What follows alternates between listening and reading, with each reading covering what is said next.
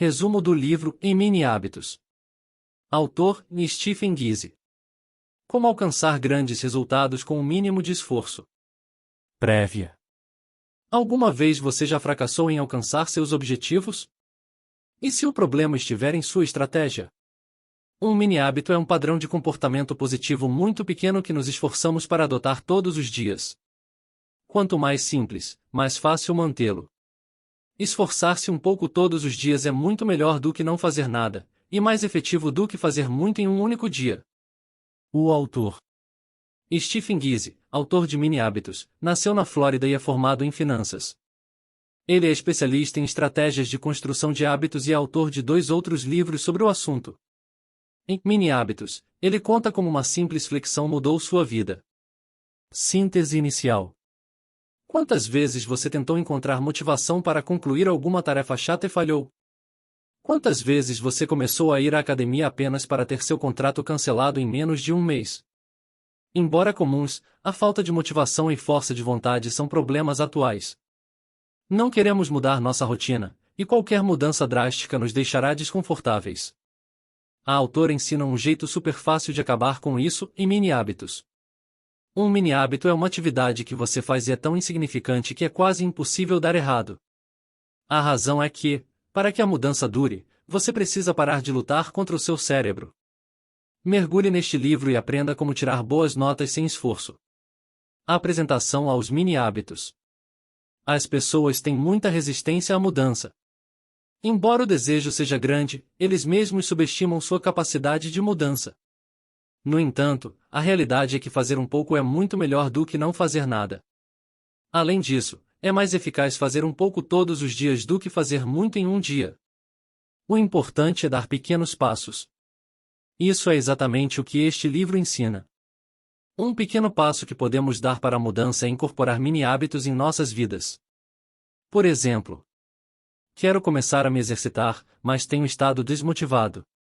Então ele decidiu começar pequeno e fazer apenas uma flexão por dia. Ele comentou que até zombou da ideia por achar que não fazia diferença. Porém, ao fazê-lo pela primeira vez, seus ombros estalam, seus músculos acordam e ele decide continuar porque já está na posição. Depois de fazer algumas flexões, ele tentou a barra horizontal só porque era muito fácil dizer não. Fiz mais alguns. Sua motivação aumentou, ele continuou a estabelecer desafios fáceis e os superou. No final, ele trabalhou por 20 minutos. Animado, ele escolheu um curso em vídeo de 10 minutos sobre abdominais. Seu primeiro dia de 30 minutos de atividade física havia terminado. Tudo graças a um push-up. Ele começou a fazer uma flexão todos os dias. Ele vai bater nela quando quiser. Quando ele estiver cansado, ele fará apenas aquele desafio. Na verdade, ele plantou um pequeno hábito em sua vida que o obrigava a fazer algo todos os dias, e o exercício tornou-se cada vez mais fácil. Entretanto, devemos ter ciência de que os mini hábitos servem apenas para hábitos bons, ou seja, para acrescentar posturas positivas em nossa vida. Hábitos ruins, por outro lado, devem ser distanciados de nossa rotina. Mas o que é um mini hábito? É uma versão muito menor do hábito novo que você quer formar. Você precisa de apenas uma pequena dose de força de vontade para colocar algo em prática, uma vez que são ridiculamente fáceis de cumprir. Além disso, não há sentimento de culpa e insuficiência devido ao fracasso. Eles são muito pequenos para dar errado. Os hábitos se formam por meio de continuidade, e um mini hábito é constante. Quanto tempo leva para formar um novo hábito? Os autores explicam que não são 21 dias ou 30 dias. Não existe hora certa. Pode ser 3 semanas, pode ser 3 meses ou quase um ano. Tudo depende do hábito que você deseja desenvolver. O primeiro sinal de formação de hábito é a resistência reduzida. E você tem que fazer isso para sempre, então não importa quanto tempo leve para se formar. Como funciona o cérebro? O cérebro usa a linguagem da repetição e da recompensa. Primeiramente, quando repetimos um comportamento por um tempo, nosso cérebro aprende a automatizar o processo. E, em seguida, ele ficará mais disposto a repetir algo quando houver uma recompensa. Motivação x força de vontade. Esqueça a motivação.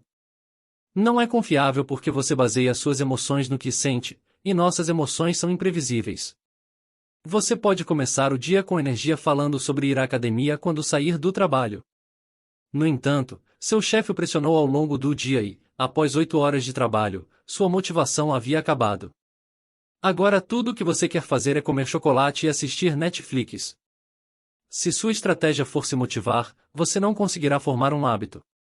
A motivação é um problema quando você não pode fazer nada sem motivação. Além disso, nossa empolgação em fazer as coisas só diminui com a repetição. Construir motivação não é fácil. Às vezes você se sente desmotivado para se motivar. A força de vontade, por outro lado, é extremamente confiável. Se você se obriga a fazer algo custe o que custar, certamente será feito. O autor ainda explica que a força de vontade pode ser fortalecida, como se fosse um músculo sendo tonificado diariamente. Você pode melhorar sua capacidade de agir apesar de sentir-se desmotivado. E isso permite a continuidade. A estratégia dos mini-hábitos. As estratégias de mini-hábitos funcionam porque podem ser feitas mesmo com um pouco de força de vontade, afinal, são fáceis de fazer. Por outro lado, se você tiver força de vontade suficiente, os mini-hábitos permitirão que você faça progressos extras. Porque os mini-hábitos podem remover ameaças à força de vontade primeiro, porque exigem muito pouco esforço, o que é uma das ameaças. Qualquer esforço extra irá além das metas diárias estabelecidas. Em segundo lugar, os mini-hábitos produzem pouca dificuldade percebida, em outras palavras, frustração quando as tarefas são muito difíceis de realizar. É fácil porque é um pequeno passo. As emoções negativas estão experimentando sentimentos desagradáveis que levam à perda da força de vontade. Com mini-hábitos, seus compromissos são pequenos e você não sente nenhuma emoção negativa. Quando os objetivos são grandes, a fadiga subjetiva, a nossa avaliação de nossa própria fadiga, aumenta. Os mini-hábitos quase não causam fadiga subjetiva. Finalmente, a última ameaça à força de vontade é o açúcar no sangue, que é a fonte de energia do nosso corpo. Se nossos níveis de açúcar no sangue estiverem baixos, nos sentimos cansados. Os mini-hábitos não dependem do açúcar no sangue e são sua melhor chance de agir mesmo quando você está cansado. Saindo da sua zona de conforto. Quando você incorpora um novo hábito à sua vida, sai da sua zona de conforto e isso exige força de vontade. Quanto mais você se afasta dessa zona, mais deseja voltar a ela porque a mudança é muito drástica. Os mini-hábitos, por outro lado, tiram você da zona de conforto, mas não muito. Você sabe que sempre pode voltar. Automaticamente, seu subconsciente fica confortável com esse pequeno passo e sua zona de conforto se expande. A melhor maneira de superar a mudança é não torná-la muito drástica. Resistência. A primeira resistência que encontramos é a resistência antes da ação. Se a primeira ação for apenas um pequeno passo, haverá muito menos resistência inicial. Tente fazer mudanças radicais e seu cérebro resistirá cada vez mais. A segunda resistência é fazer mais. Não adianta começar pequeno e tentar chegar lá rápida e completamente. Seu cérebro vai se rebelar. Portanto, se você deseja fazer mais do que o mínimo estabelecido, continue dando pequenos passos. Ainda assim, temos dois tipos de deficiência, mental e física. Um bloqueio mental é quando você tem energia para se exercitar, mas não quer. Uma deficiência física é quando você está muito cansado para se exercitar. Para ambos os obstáculos, os mini-hábitos podem ser eficazes para superá-los. Mesmo quando exausto, seu objetivo é fácil e você trabalha duro para alcançá-lo. A diferença dos mini-hábitos. Por que a estratégia do mini-hábito é tão eficaz? O autor apresenta algumas razões. Os mini-hábitos são tão simples que podem competir com os hábitos que você já possui, pois não exigem tanta força de vontade. Eles não têm um prazo fixo porque não sabemos quanto tempo leva para um hábito se formar. A autoeficácia é a crença na própria capacidade de alcançar resultados. Se você sente que não é capaz de realizar algo, geralmente acaba desistindo. Os mini-hábitos constroem a autoeficácia e você pode começar a desenvolver esses hábitos sem ter nenhum deles. Você não será intimidado por grandes objetivos e não se sentirá culpado ou incompetente porque não falhará. Ainda assim, é melhor fazer uma flexão por dia do que várias flexões por dia. Só os hábitos crescem e se fortalecem. Outro benefício é que você não se sentirá controlado por uma tarefa. Assim que cumprir seu objetivo, terá liberdade para fazer o que quiser. Eles destroem o medo, a dúvida, a hesitação, pois nos expõem a esses elementos de uma forma segura e fortalecedora. Você perceberá que dá conta do recado e por isso não precisa ter medo. Por fim, os mini-hábitos aumentam a força de vontade. A repetição frequente de pequenas tarefas exercita a força de vontade. 8 pequenos passos para implementar os mini-hábitos. O autor de mini-hábitos explica 8 passos que você deve dar a fim de implementar um mini-hábito em sua vida. Faça uma lista com os hábitos que gostaria de ter um dia. Você pode implementar vários mini-hábitos ao mesmo tempo, pois eles são flexíveis e exigem pouca força de vontade. Entretanto, o autor sugere que você persiga no máximo 3 mini-hábitos por vez. Minimize seu hábito até que ele pareça ridiculamente pequeno. Você pode, ainda, fazer um mini-hábito híbrido, que é quando estabelece 2 opções em ir à academia ou correr por 1 minuto. Identifique por que você quer realizar seus hábitos. Faça mais de uma vez a pergunta "por quê?", respondendo com sinceridade todas as vezes. Exemplo: quero fazer 5 abdominais por dia. Por quê? Porque preciso emagrecer. Por quê? Porque preciso tornar-me mais saudável. Por quê? Porque aprecio minha vida e quero me sentir bem. Defina seus marcos de hábitos, os quais podem ser relacionados a tempo ou atividade. Um exemplo de marco de tempo seria em exercitar-me todo dia às 6 da tarde. Um exemplo de marco de atividade seria em exercitar-me todo dia por meia hora. Tudo depende da sua agenda. Se você tem uma rotina apertada, é bom encaixar um marco de tempo. Porém, se sua agenda for flexível, defina um marco de atividade. A dica do autor é cumprir seu requisito todo dia quando quiser, ou seja, até ir dormir. Crie seu plano de recompensas. Sempre que cumprir sua meta, permita-se desfrutar de uma recompensa. Isso estimulará o cérebro a querer sempre repetir a ação, visando aquela recompensa. Obviamente, evite uma recompensa que vá contra seus objetivos, como comer chocolate após exercitar-se. Permita-se assistir a um seriado, dar risada, enfim, comemore sua vitória todos os dias. Anote tudo. Quando você anota algo, isso é automaticamente ressaltado em nossos pensamentos. Monitore seu progresso. Você pode utilizar um calendário para anotar todos os dias que cumprir sua meta.